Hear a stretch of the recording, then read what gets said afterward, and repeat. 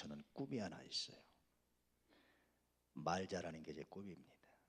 어떻게 하면 내가 말하면 모든 사람들이 기뻐하고 감동하고 감사하고 분위기도 아름답고 그런 꿈을 꿔요. 왜 꿈을 꾸겠어요? 그렇게 못하니까. 왜 못할까요? 한 번은 제가 어떤 페이퍼를 준비했는데 컴퓨터에서 다 날아가서 잊어버렸어요. 발표할 시간은 다 됐는데 어떡하지? 그러다 친구한테 하소연을 했어요. 야, 큰일 났다. 난 이게 학생들이 하는 말이 거짓말인 줄 알았는데 내가 이렇게 당했다. 내 친구가 그런 말을 하더라고요. 뭘 걱정이야, 너 말 잘하는데. 근데 제가 정말 소망이요, 말 잘하는 게 소망입니다. 성서에 의하면 소금으로 맛을 내는 것처럼, 골고루 맛을 내는 것처럼 은혜가 되고, 일부러 제가 누구한테 상처 줘야지 하고 말한 적이 별로 없는 것 같아요. 아주 없다 이렇게 말은 못하겠습니다. 없는 것 같아요. 제가 생각이 안 나는데 내 말에 상처도 받아요. 내 말에. 왜 그럴까? 저는 말 잘하는 사람이 정말 부러워요. 특히 임경변에 능한 사람이 정말 부러워요. 임경변을 했는데 그냥 말만 받아친 것이 아니라 그 임경변으로 은혜가 되고 감사가 되고 분위기가 아름다워지고, 그게 너무 부럽잖아요. 왜 그럴까요? 어떻게 하면 그렇게 될 수 있을까? 특히 말 실수를 하고 나면요, 잠이 안 오잖아요. 그래서 그럴 때 생각을 해보는 거예요. 왜 사니? 왜 사나? 그런 생각을 해봐요. 종종 저는 이 세 가지를 던져요. 왜 사니? 어떻게 살 거니? 그래서 무엇을 얻고자 하는 거니? 라는 세 가지 질문을 저 스스로에게 던집니다. 특히 이렇게 말에 실패하고 났을 때 던지는 거예요. 상담에 실패하고 났을 때 던지는 거예요. 왜 살까? 성서를 보니까 답이 나오잖아요. 너희는 먹든지 마시든지 하나님의 영광을 위해서. 하나님의 영광이라는 것을 사람들이 오해를 하죠. 하나님께 이용당하는 것으로. 그런 게 아니고 하나님의 영광에 참여시키기 위해서. 대통령 선거 때문에 얼마나 열심히 운동들을 합니까? 왜 그런 줄 아세요? 대통령에 당선돼서 그 영광에 참여하려고. 하나님의 영광은 그런 거예요. 그럼 내가 하나님의 영광을 위해서 오늘 살아야 되겠다. 그럼 어떻게 살아야 될까? 라고 생각할 때 성서를 묵상하면 믿음으로 살라고 그러죠. 직업 소명론이라는 게 있어요. 우리 기독교에서 정말 중요한 용어입니다. 모든 직업은 성직이다. 물론 지탄받고 사기치고 그런 직업 말고요. 직업에 귀천 없이 모든 직업은 성직이다. 하나님께 주시는 성직이다. 그게 직업 소명론입니다. 그러니 여러분, 우리가 믿음으로 산다라는 것은 뭐냐면 내 직업에 내 분야의 전문가가 되는 거예요.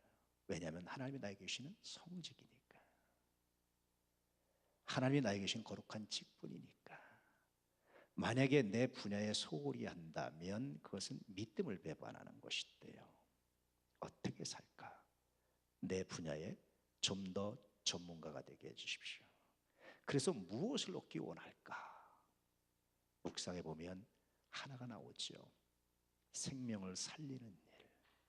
예수께서도 부활하시고 승천하시면서 제자들에게 한 말이 뭐죠? 마지막으로 모든 족속을 제자 삼으라는 거예요. 생명을 살리는 일. 이 일이 나의 삶의 가치입니다. 이 일 때문에, 이것 때문에 내가 살아가는 거죠. 이 열매를 얻기 원하는 거죠. 그런데 종종 이 열매가 말 때문에, 말 실수 때문에 무산돼요.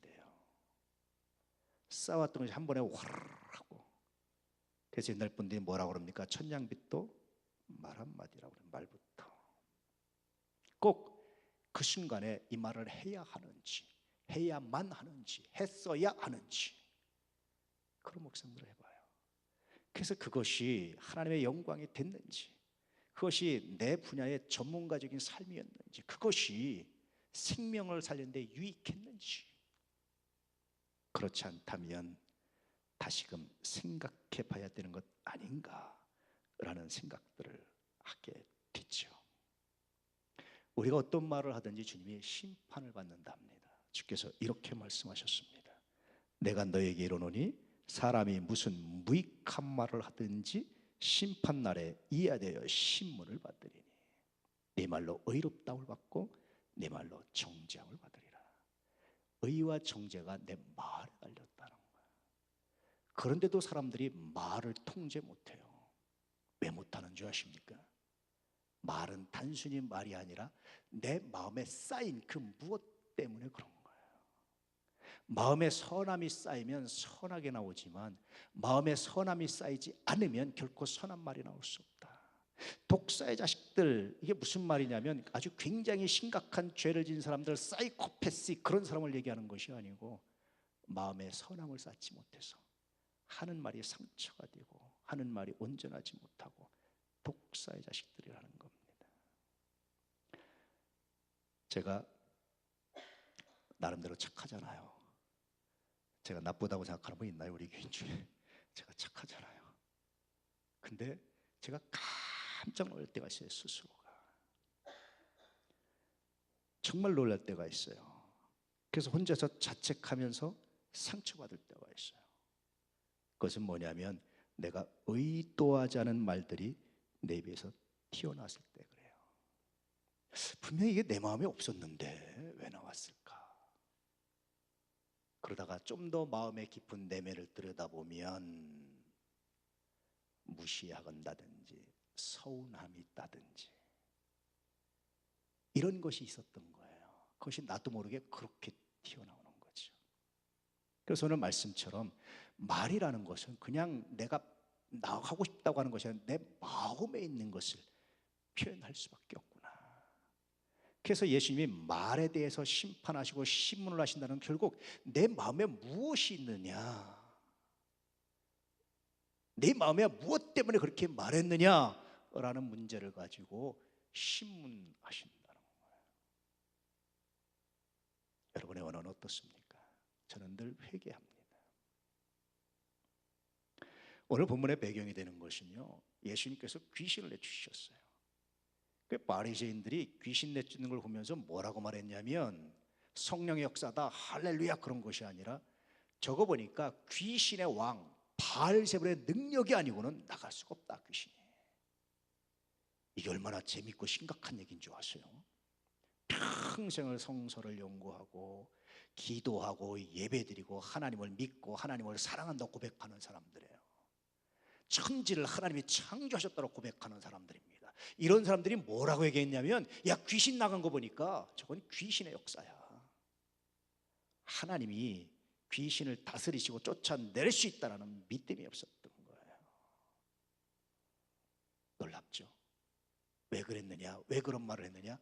너희가 믿음이 없다, 이 독사의 자식들아. 그러면서도 예배드리고 그러면서도 사랑을 얘기하고 그러면서도 너희가 말하는 것들이 얼마나 위선적인지, 이런 말씀이에요.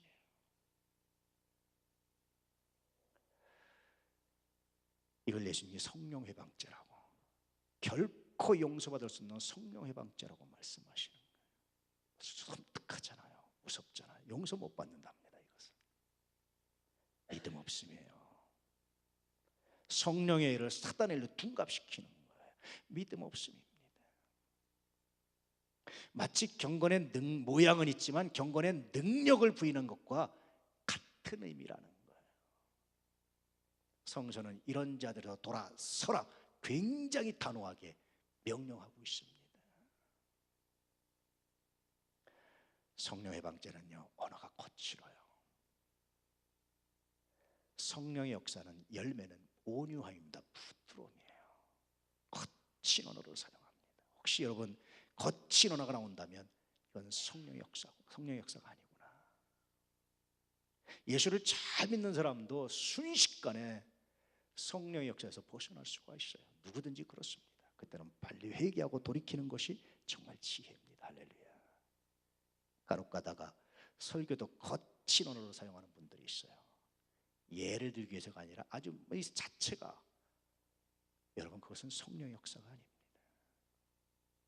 그런 것들에 막 감동하고 이렇게 하는 분들 보면 저분들은 좀 자학적 기질이 있나, 꼭 매저키스트처럼 불쌍해 보일 때가 있어요. 거친 언어에 길들지 않기를 축복합니다. 거친 언어로 사랑하지도 않기를 축복합니다. 물리쳐 내기를 축복합니다. 할렐루야. 왜 그래요? 우리의 마음이 선하면, 정말 내 마음이 선하면, 내 마음이 아름다우면 결코 거친 언어가 나올 수 없기 때문에 그런 겁니다. 어린아이들의 이름도 함부로 부르지 않기를. 이런 말이 있어요. 모든 어린아이들은 잘한다, 피터팬 한 명만 빼고. 저는 우리 아이들 안고 너무 좋아요. 제가 아이들 오예배 때 웬만하면 제가 안고 이렇게 있으려고 하는 게요, 물론 아이들 안으면서 기도도 하지만 아이들은요, 제가 간혹 얘기하지만 자기가 믿는 사람 아니면 잠 안 듭니다. 잠들기 전에 몇 번을 쳐다봐요. 얼굴을 쳐다보고. 이게 무슨 뜻입니까? 내가 당신 믿어도 됩니까? 라는 신호죠. 그때 눈을 맞춰주고, 괜찮아, 너 나 믿어도 돼, 내가 너 재워줄게 해야 아이들이 안심이 돼야 자요. 그렇지 않으면 계속 울어요. 졸린데 잠은 잘 수 없고 못 믿게 그러면 울어요, 아이들이. 내 품에서 잠잘 때마다 얘가 나를 믿어주는구나. 그래서 또 하나 기도합니다. 하나님, 이 아이의 믿음을 내가 배신하지 않게 하십시오. 이 아이가 나를 믿어주는 만큼 내가 배신하지 않게 하십시오. 그래서 아이들을 안고 재우는 게 그렇게 좋아요. 제가 일부러 뺏어오잖아요. 아이들이 있으면 오후에 때 뺏어오죠. 제가 일부러 뺏어와요. 이렇게. 그게 너무 좋아서. 또 하나 이유는요, 그 아이가 존중스러우니까. 물론 그렇다고 무조건 존대하고 깍듯할 그런 말 아닙니다. 그럼에도 불구하고 존중함이 있어야 돼요. 듣는 사람의 상처받지 않고, 같은 모임 무리들이 상처받지 않는 존중함이 있어야 돼요. 그런 것이 성령의 역사입니다. 왜 그러느냐? 내 마음이 선하니까. 그를 존중하는 마음이 말로 표현돼 나오는 거예요. 존중하지 않고 무시하는 것이 말로 표현돼 나옵니다. 종종 천사의 말을 하는 독사의 자식들이 있죠. 천사의 말을 할지라도 사랑이 없으면 소리나는 구리, 울리는 꽹과리 같다. 성서는 그렇죠. 근데도 천사의 말로 이렇게 자신을 포장하려고 합니다. 그런데 아무리 포장해도 천사처럼 열매를 맺을 수는 없어요. 주님은 이렇게 말씀하셨습니다. 나무도 좋고 열매도 좋다 하든지, 나무도 좋지 않고 열매도 좋지 않다 하든지 하라. 그 열매로 나무를 아나니.